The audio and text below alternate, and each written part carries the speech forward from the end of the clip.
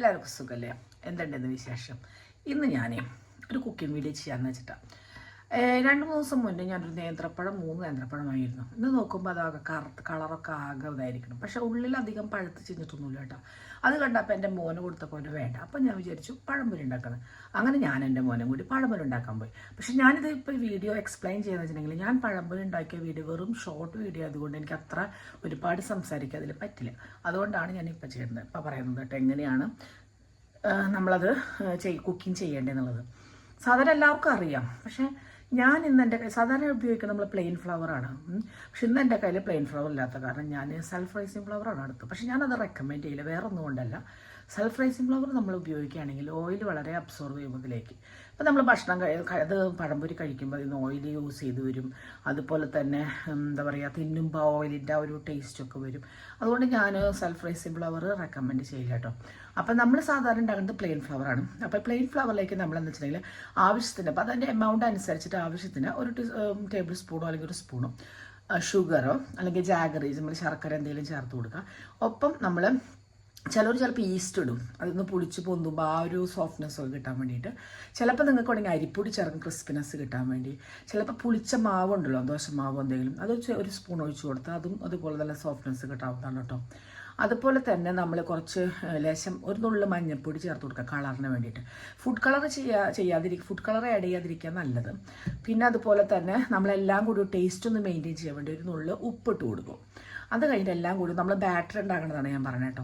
അപ്പോൾ അത് നന്നായി മിക്സ് ചെയ്ത് കൊടുക്കുക. വിസ്കർ ഉണ്ടെങ്കിൽ അത്രയും നല്ല മിക്സ് ആയി. അതിൻ്റെ കൺസിസ്റ്റൻസി നോക്കണം, ഒരു മീഡിയം കൺസിസ്റ്റൻസിയോട് കൂടിയിട്ട്. അതായത് അത്ര ലൂസ് ആവാനും പാടില്ല, എന്നാൽ ഒരുപാട് നല്ല കട്ട പിടിക്കാനും പാടില്ല. അങ്ങനെ ഒരു കൺസിസ്റ്റൻസിയിലാണ് നമ്മൾ ചെയ്യാനായിട്ടാണ്.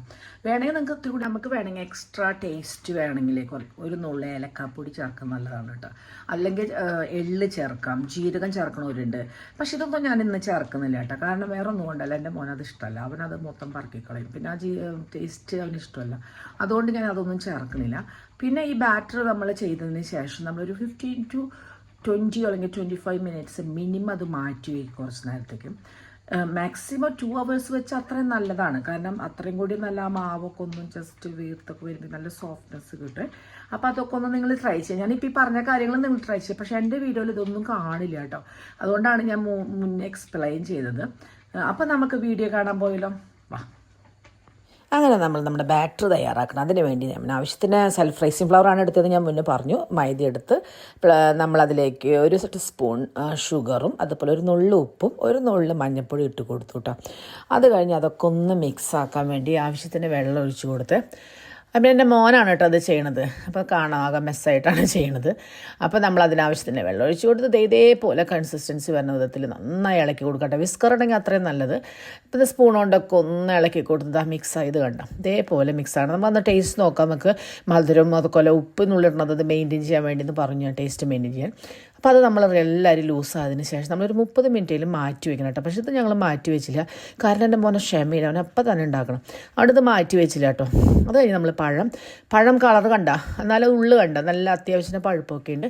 ഇങ്ങനെ ഞാൻ പഴങ്ങളൊക്കെ നുറുക്കി അത് നടുമുറിച്ച് അത് നല്ല സ്ലൈസാക്കി കേട്ടോ, വളരെ ചെറുതാക്കി സ്ലൈസാക്കി നുറുക്കിയത് അത്രയും കിട്ടി കേട്ടോ.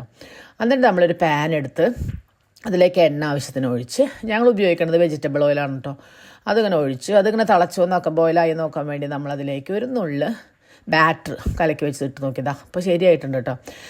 അപ്പോൾ നമ്മൾ എന്ത് ചെയ്തു, സ്ലൈസ് ചെയ്ത് വെച്ചിട്ടുള്ള പഴം എടുത്തിട്ട് ഇതേപോലെ അങ്ങോട്ടും ഇങ്ങോട്ടും ബാറ്ററിൽ മുക്കി ഇങ്ങനെ നമ്മൾ എന്നിട്ട് ആ എണ്ണയിലേക്ക് ഇട്ട് കൊടുക്കുക. എണ്ണയിലേക്ക് ഇട്ട് കൊടുക്കുമ്പോൾ ഒരു കാര്യം ശ്രദ്ധിക്കേണ്ടത്, നമ്മൾ ഇത്തിരി നീക്കി സെപ്പറേറ്റ് ആയിട്ട് ഇട്ട് കൊടുക്കണം. ഞാൻ ഇട്ട് കൊടുത്തിട്ട് അടുപ്പിച്ചായതുകൊണ്ട് നമ്മൾ മറിച്ചിടുമ്പോൾ എല്ലാം കൂടി ഒട്ടി പിടിക്കും. അപ്പോൾ ഫസ്റ്റ് ബാച്ച് ഇട്ട് കൊടുത്തിട്ടുണ്ട് കേട്ടോ. ഇതേപോലെ ഉണ്ടാക്കണം കേട്ടോ. നോക്കിയേ ഇപ്പോൾ എന്ത് ഭംഗിയാന്ന് നോക്കിയേ. അങ്ങനെ നമ്മുടെ രണ്ടാമത്തെ ബാച്ച് ഇട്ട് കൊടുത്തതാ നമ്മൾ ഇത്രയും പഴംപൊരി കിട്ടിയിട്ടോ.